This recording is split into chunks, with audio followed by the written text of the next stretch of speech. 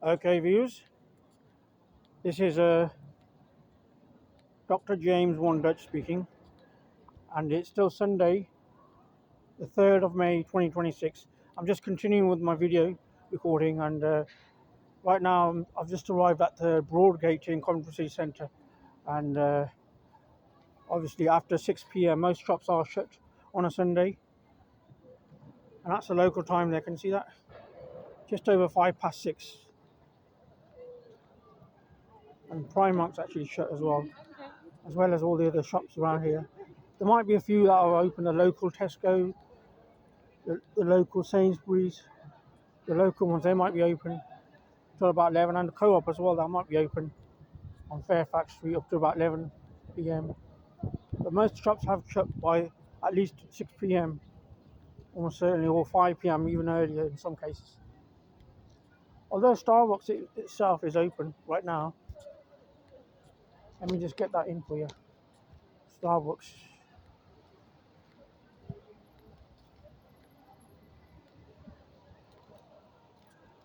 That's Starbucks there. So that's Starbucks on Broadgate, and also on the corner of the Upper Precinct in Coventry City Centre.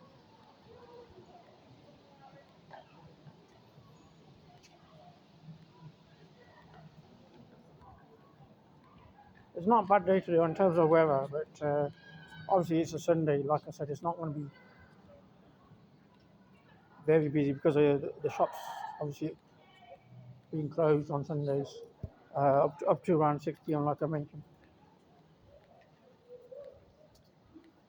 So in my previous video, I was on about how my RSC European breakdown cover came in handy when my car was involved in a collision or accident in Belgium, St. Nicholas. It was just a clip at the end of the day. I avoided the lorry truck and rebounded from the central reservation, that central reservation barrier. It rebounded off that, and it clipped into the momentum of the vehicle, clipped into the HGV. That's when the damage was actually sustained. Slight damage when it hit the central reservoir, and obviously a bit of damage when it hit the LGV, the long goods vehicle, the HGV. And the airbags came out, and that's it. It was over in split seconds. Fortunately, it wasn't busy. It was the early time of the day. I had to arrive at my departure time at the Calais, the shuttle Eurotunnel, but obviously I didn't get there in time. I was just past Wasland and Westminster. That's where the accident actually occurred. There's only one lorry there on the whole road. It was foggy a bit earlier back. So that was my trip on the way back from Amsterdam that day. That's about it. That's the only accident I had in Europe. On the other occasions, my wipers went out and it's pouring with rain. That was at Ultra in Belgium. That's two times I've pulled them in Belgium, and once in Amsterdam itself in the car park, the Oosterdam car park. When I was parked there, the batteries went out, and like I said, electromagnetic radiation shielding from the concrete means you can't actually use your mobile phone, your cellular phone, and if you're going to get a phone call from them or something, they won't know. You won't be able to know when they're going to arrive, the repairmen from the breakdown cover company, whoever they send out. So I had to actually go out and leave the car, come out of the car park, and wait outside, and not miss their. They had actually visited that car park, but they've missed me. Obviously, they couldn't reach me on the phone. Like I said, I was staying in the car at that time. There's shielding, of course, and signal's not there. You can't even get a GPS signal there when that happens. The battery was just flat on that occasion, so they just charged it up with a quick charge, and that was it. I was on my way then. After they jump started it, kind of with their machinery. Okay. And that's Flannels over there, by the way. That's also kind of luxury goods or expensive goods there. Very similar in price, like Harrods and De Bijolkov in Amsterdam, at the pricey end. So let's just head towards this is actually Market Way. I've been here, and that's where the flannels is, just opposite the Poundland, and obviously they're shut right now. So let's just head towards the lower precinct and make our way out. So this is my fourth video of the day. I've got to remind my viewers.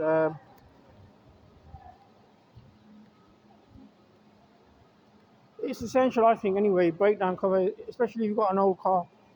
And even if it's a new car's breakdown as well. It is useful.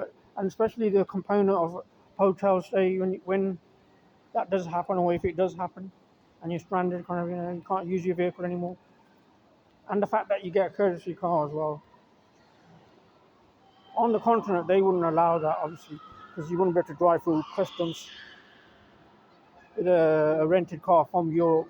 You can hire a car from UK mainland and take it to Europe, but not the other way around. Some sort of rules there, regulations, which restricted that, and I wouldn't need to have driven back via the taxi, gone back via the taxi. I could have just driven myself back with a courtesy car from Europe, from St. Nicholas, but obviously they don't allow that.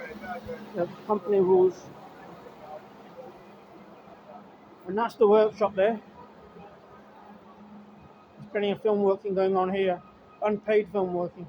I was just wondering, all those TV presenters and show people on TV, anchormen, news presenters, the weather presenters, and even just general presenters like Top Gear, Tomorrow's World, The Rough Guide, remember that one? Travel show host, Magenta Divine, etc. I was just wondering, if those people all stopped with money, and they just had to work for dole or something, would that be acceptable? Put all those presenters on dole, see if they could survive like that. Would they, be able to do that? I doubt it, they'll be complaining like heck, and really, really angry about it, annoyed. I'm annoyed, but I can't do anything about it. But obviously, they're established presenters, so that's not different, you see. So they get paid, either the BBC or the companies, national TV companies, they're paying them anyway, so that's their side. But this is a World Wide Web I'm on. I'm actually on cyberspace medium, not necessarily airwaves, the World Wide Web, as they call it, the internet. So I am truly a world international personality, not just a local personality, restricted it to location locally. That's the big difference. So I've achieved that status just through my social media platforms, and without the big companies, ITV, independent television, BBC, and the film companies, of course, the studios, the ones who make films, MGM, 20th Century Fox, Warner Brothers, you name it, all of those companies that hire people in their studios or otherwise, film companies, they obviously haven't hired me. Sky Satellite TV, Sky Channels, they haven't hired me, none of them.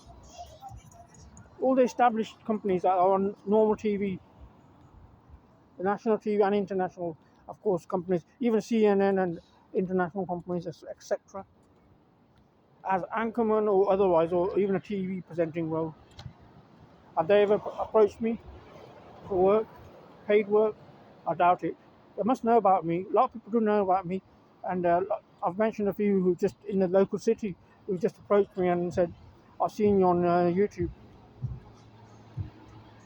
It is all about content, obviously. I'm not actually showing cars or anything. I'm not like a Top Gear presenter or gadgets or something like on Tomorrow's World or something, I'm not obviously a Doctor Who or something in a fictional movie in a TARDIS, time and relative dimension in space, or is it real dimension in space, whatever it stands for. So I'm obviously disappointed with those companies, the mainstream ones. They're the ones that people make the most money from. established companies. But recent times have changed all that, and people have become wealthy, even on YouTube, social media, channels, platforms, that is Facebook, Instagram. But you do have to have the ratings there, obviously, to achieve that. And some people are just flicking through. And obviously women, of course, they attract the most viewers. Sexy women, especially in bikinis or otherwise, or with nothing on maybe. And that's obviously porn then, of course. But that's where the viewers are, obviously, most of the views. With these quick flicks or just going through attractive women, something. And it might be men as well, in the case of women, they might be looking at. So it is easy access, of course, and it's the real world, not just restricted to actors and actresses who are chosen more or less by those the casting directors and casting organisations. So rather than because you might be an outcast, obviously, alone or something, you maybe don't fit the typical description. And like I said, I am kind of not really gangland guy. I'm not really tied down to group of people like that. If I did, obviously, I would have riots and things, wouldn't I? Or the hostilities that happened with me. For instance, my imprisonment when I went back to my family house where my kids live back in 2016, my 3-year sentence, horrific sentence, horrendous sentence, and also my atrocity that when I was told to leave my family council home in 2023, 26th of April, by Coventry County Court orders, and I had no place of abode to go to. Everyone's aware of that, and I went through a horrendous ordeal there, plus 13 months surviving in a car, an estate car, not a camper van or anything, just a car, an estate car, and there wasn't even any headroom in that. It wasn't a very comfortable experience, but it was a worth experience. But I did enjoy going out and about when I used to go to the continent, for instance, which I don't do, unfortunately, anymore because I don't have that car anymore, which is quite sad. So on the side of diversity of people, I wouldn't really fit the normal description of those people. So most people have got cozy jobs, cozy houses to go to, and obviously they're not really dysfunctional as me. So I've obviously been turned very dysfunctional since my eviction from the family by my ex-partner, and I've been evicted twice. Not first time round, there's 2 times I've been evicted from the family house by the Coventry family courts. First time in 2008, I think it was around August, and then second time was in April 2016. So twice I've been evicted from the family home, my nuclear family home that is, which I shared with my partner, not my mother's house. I was told I could live at my elderly mother's house by the courts, and that's where I completed my probation. And after COVID, things went worse. That's when things went worse, after COVID. They snatched my mother went after COVID, and I was also given the eviction order after COVID. I think that's when things did turn bad, when the system had went that bad. And like I said, they didn't really need to imprison me. They could have just put restrictions on my movement like they did in COVID later on. And the whole public experienced that, they were prisoners in their own home with the COVID restrictions. They could have easily have done that to me, rather than send me to imprisonment with dangerous criminals.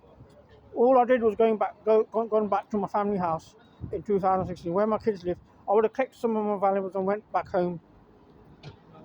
That's it. It would have been as simple as that. But she went like a volcano. She went violent. She picked up the phone and dialed police assist 999. And the next thing you know, that's what happened. I was involved in a bit of minor confrontation there, and Section 20 GBH. And the next thing you know, I'm in a hellhole prison sentence, serving 3 years, 18 months in prison, and 18 months on probation, which I completed in 2019. So I didn't go to Amsterdam or Netherlands until that was completed. My sentence was completed, until I was a free man. well after that, a month or so. And obviously I used to go by airplane originally, but then I started to drive after the COVID incidents. I used to drive, and like I said, I went at least 50 times to Amsterdam, 3 times to Switzerland in my car. And they didn't really lead to prison me. That's the bottom line there. It was a horrendous sentence. Everyone knows that. Just for going back to see my kids and collect some valuables, I would have been on my way. It's the biggest mistake that I made, obviously. I should have just packed my bags and went on holiday, not even bothered about what's there in that house. That's what I should have done. But my piece of advice is don't go back to a nasty partner, whatever you do. You know, if they're as bad as that, you know. Twice chuck me out. The first time she chucked me out, she led the police officers to where I was. She said, he's upstairs. She pointed it out. The second time, she actually called him on the phone and said he's here and he's not supposed to be there.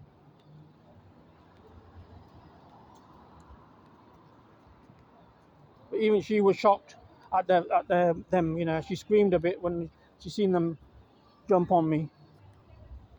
She didn't expect that, obviously. That was shocking for her as well, possibly whoever witnessed that. But it was her actions that led to that, so obviously her calling for police assistance. So anyway, the diverse community that we live in, especially in these sort of metropolitan areas, like London, even Coventry and Birmingham, Leicester as well, and Nottingham, Derby, etc., Southampton even, yeah. They have diverse communities, and you can't really put people down as this and that kind of thing.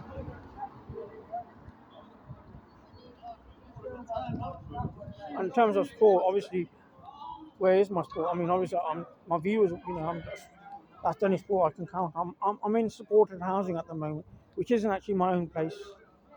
Do remember that. It's supported housing for the homeless. A room to myself in a shared house for the homeless. That's where I've been.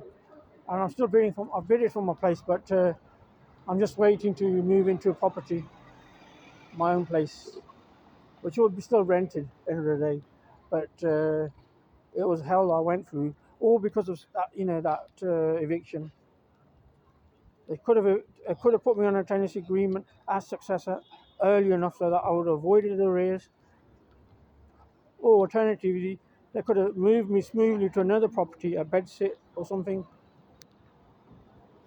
and that way the transition would have been much easier and less inconvenient and less stressful and less distressing, of course. Or alternatively, the other options were they could have sent my mother back from a care home and continued with their care at home. They never did that either. And she was the main tenant. It was her property they stole end of the day. They fiddled that away. Because it's a 3-bedroom house, that's all it was under the day. That's the criteria they were going under. If it was me, I mean, I would have put myself on another property, you know, and put me somewhere in another one of their properties and not made a fuss about it. But they wouldn't do that. They were pointing out because of the arrears, you want to pay the rent there. But it wasn't under my name, was it? Those rent arrears were my late mother's rent arrears because she wasn't there living at that property. They had removed her. That's the social services and NHS officials. They had removed her and put her in care homes, elderly care homes, and that's where she died actually. And she had a fall there and had a hip fracture as well whilst at the care home. And that was the Balsall Common area. That's the Harperfields care home, about 7 miles from BHX Airport in Solihull district. That's where she was, and she died last year on the 4th of January 2025. Shortly afterwards, my car failed its MT on May 2025, a year ago, coming up to a year ago now. It is probably a year now since it failed MT. Okay, I'm on Trinity Street now, and that's the local the Sainsbury's there, and that's closed as well on a Sunday, of course. It closes early, and that's the Transport Museum there. Can you see that? And that's the BBC there as well. There's a BBC up here, the radio station. So I'm disappointed with those sort of people, the mainstream media companies, why haven't they recruited me?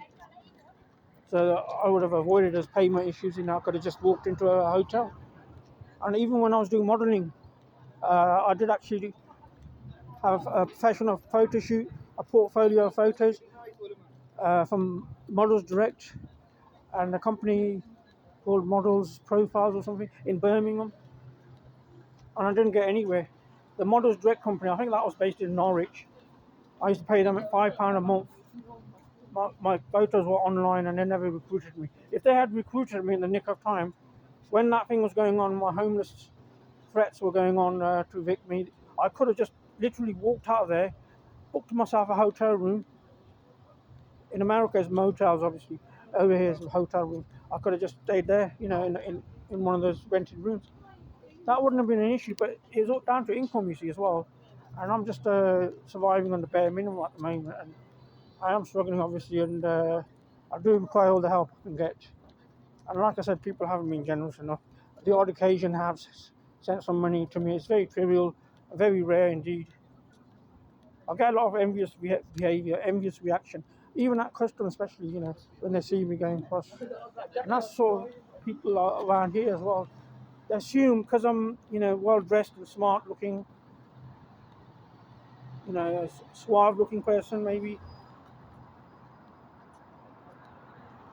Casanova, somebody with charisma,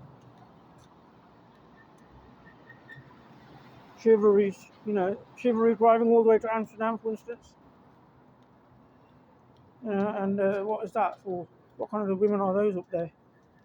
Let a guy like me go, And it's not just a box of chocolates I'm going to put up there for them. Is it a milk tray? Or those flatbread, what are they called? Flatbread kind of sort of meals you can get. Made of potatoes and things. Piranhas or something like that. I think there's nothing to do with that, milk trays or piranhas. That's a local cuisine anyway. But end of the day, whatever kind of chivalrous behaviour, and all that effort going there, it's like almost like the road runner, isn't it? When he can just go down in a shop and buy himself a meal, he's so obsessed with that animal, that road runner. And he comes up with so many schemes just to eat that, 22 calories, whatever it is. When you can just walk into a shop, normal shop, in it. I mean, maybe that's the attraction in it there, Amsterdam, places like that. Glamorous women, models, and obviously I would have been with very glamorous women if the modelling companies, agencies had hired me. So that's their failure as well. So I obviously can't have contact with them, can I? If I can't even meet them. They didn't even allow me to be in there near them, put it that way, if they didn't recruit me. And these modelling agencies let me down badly. I've got to let my viewers know. I'm going to end this video now. So you've been listening to Dr. James VONDUTCH, adult history.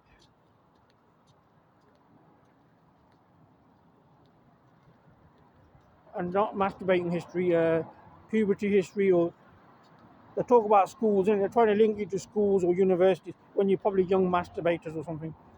I don't really like to talk about that those days. I know they're trying to link you with the universities and schools. You used to sit next to this person or that, but they're just a bunch of wankers at the end of the day. That's a wanker time, isn't it? Masturbate time. I'm talking past adult days when I'm a shagger, I'm not exactly licensed to shag, but when I'm a real shagger. When the women let me in, the old pusshole, or whatever, not just in their houses, So that's the history I'm talking about. And obviously I'm VONDUTCH, Dr. James VONDUTCH.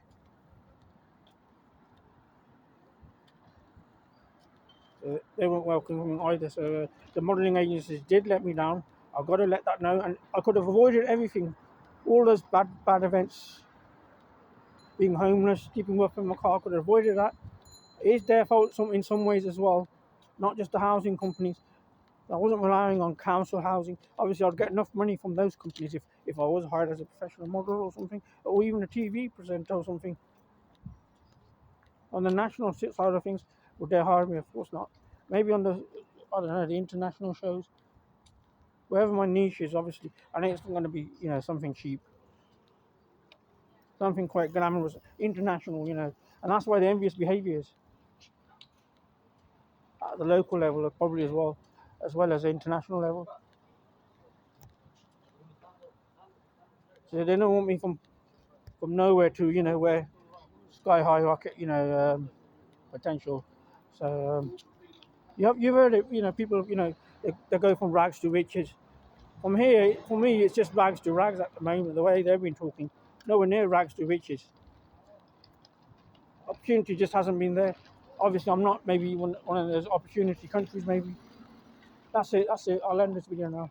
Dr. James VONDUTCH, 56-year-old heterosexual single man and social media content creator for over 5 years on platforms such as Facebook, Instagram, and YouTube. And that's the co-op there, by the way, on Fairfax Street.